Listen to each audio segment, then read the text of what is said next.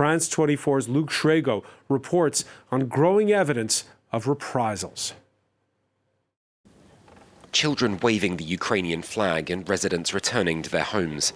But smiles and waves hide the darker side of what happened when Russia took over most of the Kherson region in early March.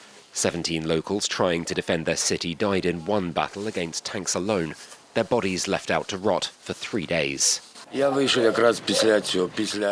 outside when the tanks and armored vehicles were already there, and all the guys were dead. They had no automatic weapons, just Molotov cocktails. They went into the fight with nothing more than that.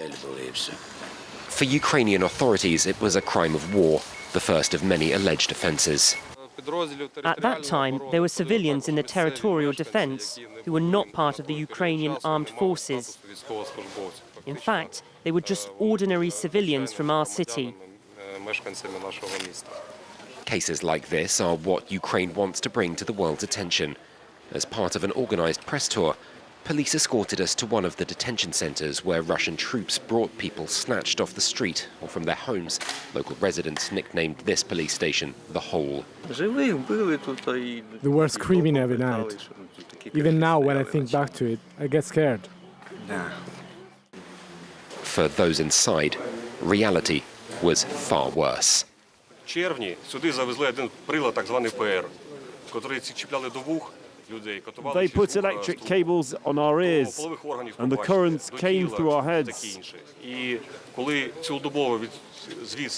They also put those cables on our penises, our fingers.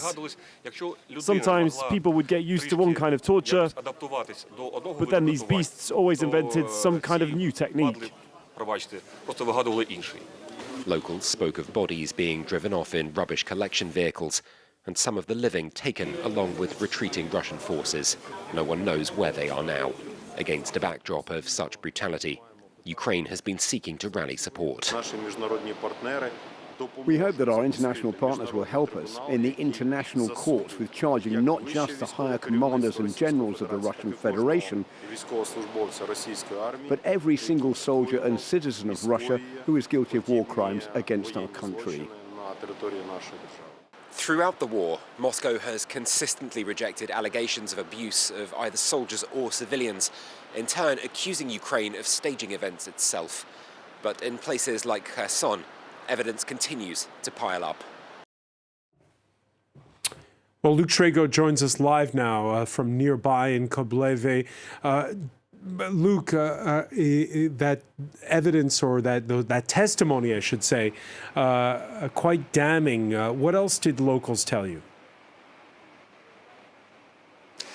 Well, you've just heard at the back end of that report there from Dmytro Lubinets, Ukraine's human rights ombudsman, who we were able to speak to, and he told us that this goes way beyond Kherson to begin with. This happens in every area where you've seen the Russian forces retreat.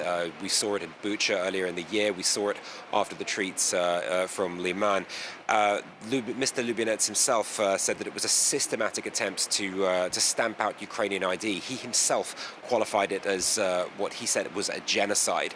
And residents in Kherson city were speaking to us at length. They spoke to us universally so of what they called a climate of fear. They were saying that they were afraid to go out, that they'd have to try and smile to keep everything calm, because when they would come across Russians in the street, they never knew how they would react. That they try to limit those reactions with them, to interactions with them. That people would be taken almost at random because they didn't like the way they looked. People who were wearing the colours of blue and yellow, one person told us that they could be shot in the street. It really is quite shocking to see the way that people have been reacting to it. They were talking of Russian soldiers driving around the city drunk, looking for people to abduct, ostensibly looking for people who would oppose them, journalists, city officials, and in particular people linked with the military. One of the people that we spoke to in that report, he himself was a veteran. He served in Donbass in 2014 to 15. He immediately went into hiding when Kherson fell to the Russians. And he stayed there for 9 months with his wife. He was lucky he had people to show him how to hide. And the Russians would continually come around, banging on doors, looking for this man. They were looking through his home for a uniform, for medals, documents, anything that would prove that kind of connection to the military. And he, in fact, was hiding under their very noses the whole time. That police station, the detention center in that report called The Hole, he was hiding in a neighboring building. So he would tell us that he'd hear these screams in the evening as people were being tortured, that the beatings that would leave people black and blue, the use of electricity in this facility, filthy conditions that we saw, absolutely horrific. And I have to say, there was this. It wasn't just physically cold. There was a metaphorical chill in there too when you would walk through.